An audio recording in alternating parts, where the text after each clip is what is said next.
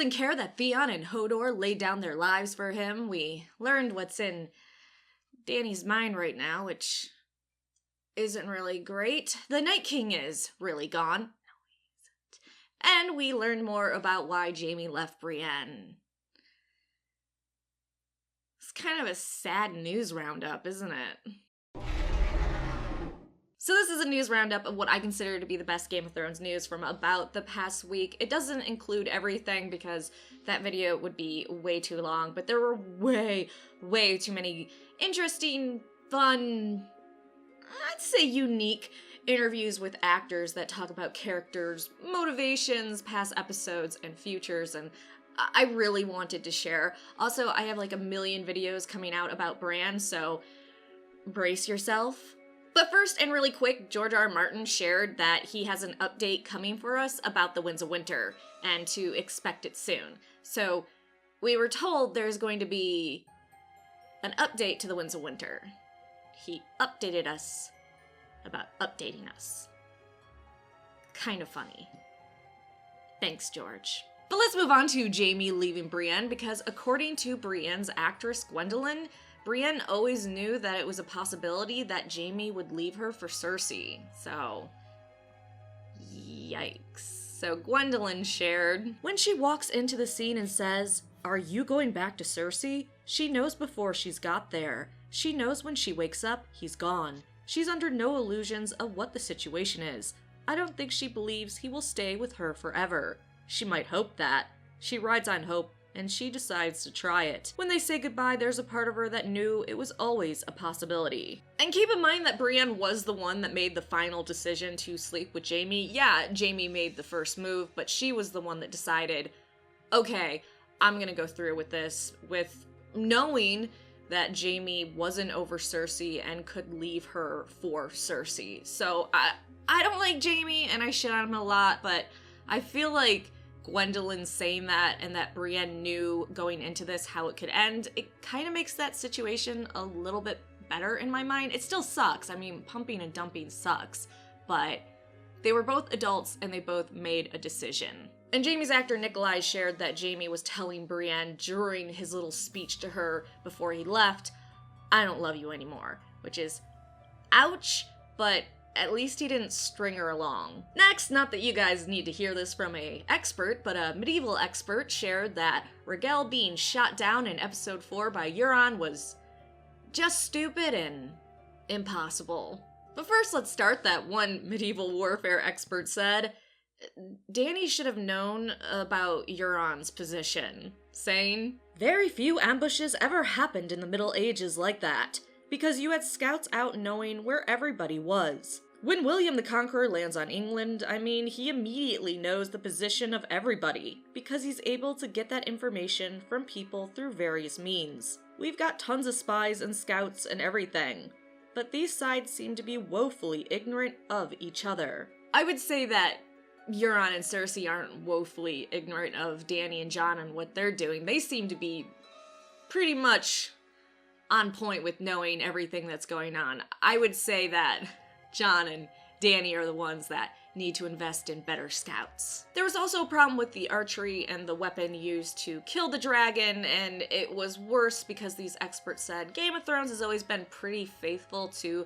medieval archery and all that, and what they presented in episode 4 was so different than what they even set up in their own universe. So an expert said, "The ballistae that we know of, the larger ones, they might have had that distance. They certainly would not have had that accuracy. To be able to hit 3 times, even on a large dragon, would have been rather difficult.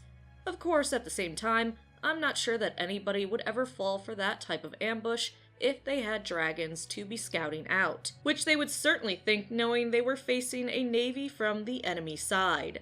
There's a lot of problems with history with that whole thing. I think that was one of the first times I really felt cheated by Game of Thrones. To have such a mediocre defensive stunt pulled and not seen by the people who are supposed to be superior military intellects. I was not entirely thrilled with that whole part of that episode, and the large crossbows taking out the dragon like that. They wouldn't have had the ballistic power. They wouldn't have had the aim. It's hard to aim a crossbow, and it would have been hard aiming a large ballista like that. certainly because the shot would have been so powerfully delivered that with the kickback, you couldn't really judge where the crossbow bolt would end up. But we can't talk about these things because every time you point out something that could be improved on or perhaps was wrong and should have been written better, someone always screams, "If you don't like it, don't watch it," or "Don't nitpick," or "It's a fantasy show." You are the people that make it that we can't have nicer things. Your behavior fucks all of us. Shame. Okay, let's move on to the fact that Bran doesn't care that Theon and Hodor died for him. Not even joking. That's a truth fact. So, you remember during the Godswood scene when the Night King arrives and Bran tells Theon, "You're a good man."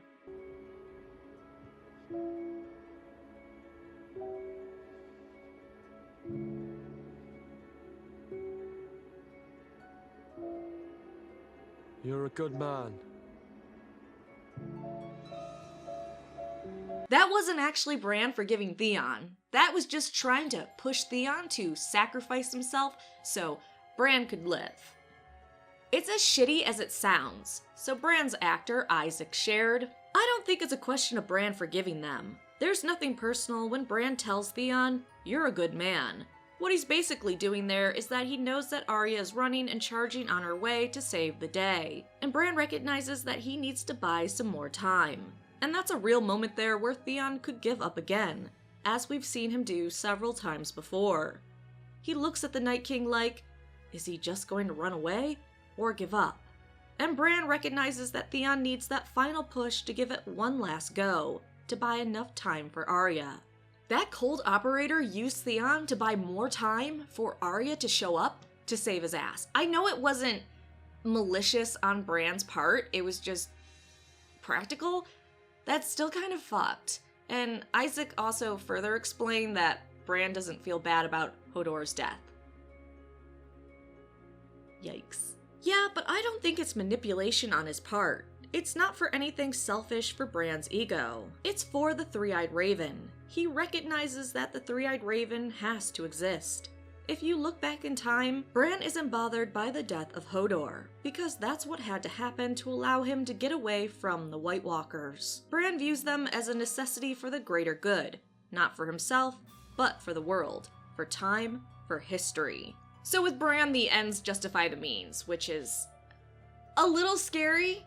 Also the fact that you didn't care about your friend that you mind raped repeatedly, so that's neat. Because this just gets better and better, Isaac also shared that Bran didn't care that Sam was grieving about losing or knowing that he lost his dad and brother, and he just needed Sam at that moment to tell Jon about his biological parents. Also, Isaac shares that Bran wasn't using that situation to manipulate Sam into having a more heightened response to telling Jon. So he said, Bran doesn't care. It's totally irrelevant to Bran that Samwell Tarly's family has died, unfortunately. The Three-Eyed Raven doesn't see things in terms of personal sadness. He just sees things in terms of the way things might unfold, or the way time goes. He's not going to go, "Oh, I'm sorry, Sam. I hope you feel better in a minute." He just sees things that have to happen next, and the importance of those things far outweighs any personal tragedies that might occur. It sounds brutal, but that's been the role of the Three-Eyed Raven for millennia. To sit there, watching carefully. He doesn't sit there judging. He doesn't sit there advising. He just sits there keeping an eye on history and time. So he's like a Vulcan now? Can I make that comparison? It still sounds really messed up to me, but I'm just gonna let it go. Next, Missandei's actress gave a beautiful interview where she talked about the death of her character, and I just want to share the part of the interview that I really loved about Missandei. So she said, "Once I read she was captured in the battle, I knew she was going to be a casualty. A part of me felt like her journey had been cut so short. We meet Missandei as an enslaved person in chains, and then she dies in chains. I really felt the weight and tragedy of that and what that meant, not just in the show, but in the world. It felt like a punch in the gut. I knew it would be the same for people who supported Missandei and connected with her story. I was devastated that that is what happened to her, but was happy with how strong and brave she was right up until the very end. She came in and went out fighting until the very last moment. It's a testament to who she is. The moment we meet Missandei, Daenerys warns her, "I'm taking you to war. You may go hungry. You may fall sick. You may be killed."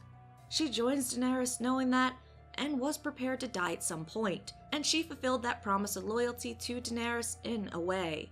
Dracarys is a callback to earlier seasons, but Missandei is ferocious in that last moment, which is something we've never seen before.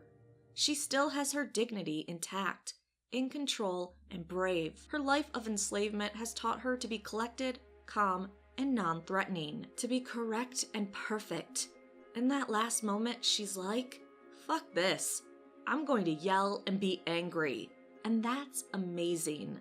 Her rage really came through, and that's something I was happy to see. I'm actually happy she went out with that "fuck you" strong moment, but I know not everyone agrees, so I would actually be interested to hear what you guys thought about Missandei's death, if you liked it, if you're sad her character died, but you think she went out in a balanced way. Let me know in the comment section down below. Hey, wanna hear something scary? Emilia Clarke, Dany's actress, shared that without Jorah, Dany no longer has someone to mediate her dark and destructive thoughts. So it's as bad as you think it's going to be. Episode 5 is going to be a bit crazy. In fact, David Nutter, a director for the season of Game of Thrones, shared that he's even afraid of what Dany's going to do, saying, "Her determination becomes more crystal clear. When she's talking to Varys in the Dragonstone map room, she was so calm and cool and collected, like she's almost figured it out. She mentions, 'Do you believe we're all here for a reason? This is my reason.' There was a calmness in that I thought was important. But then when you see her in Jon Snow's room, she kind of loses it in the sense that she's trying to keep him from spreading his secret around." What was amazing to me was Emilia's performance at the end of the episode, in which her face almost morphs and you see this hate that I've never seen from this character before. You see this determination of what's to come, and it's really quite frightening. Dany girl, fuck them up. I am completely behind you going all fire and blood on King's Landing. I do not blame you for a second. I know not everyone will agree, and that's fine.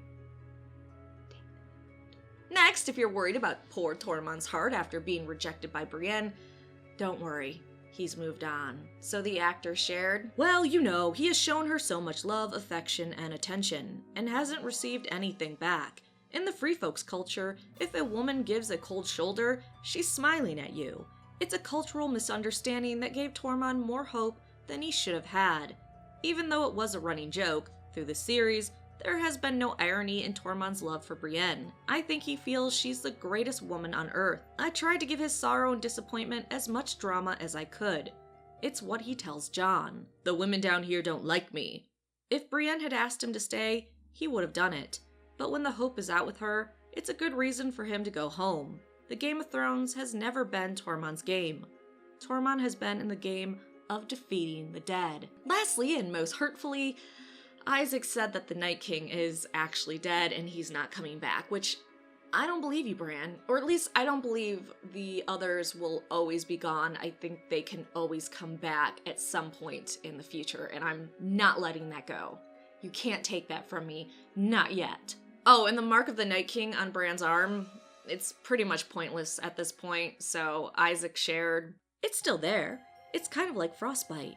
But if the Night King is dead, I can't see how it will have any supernatural connection anymore. Without a Night King, it's redundant." I lied, by the way. Ghost lives happily ever after with Tormund up north. It was confirmed. See? Some people do get happy endings. Jon.